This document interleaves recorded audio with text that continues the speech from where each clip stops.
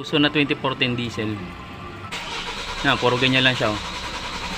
Ibig sabihin malakas ang baterya, puro redondo, walang diesel na lumalabas. Saka sabi ni ma'am kahapon daw or nung isang araw daw ano daw to, punong-puno to, kaka-full tank. Ngayon duda ako. Kasi kahit anong indicator wala. If the fuel is low, there's a bar indicator, but this time there's no bar fuel indicator. When we scan, there's no trouble code or no detecting trouble code. I think we have a problem of fuel pump or fuel pump relay or fuse or something else.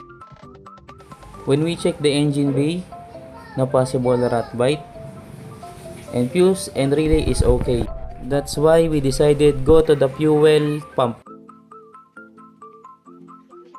Ito na nakita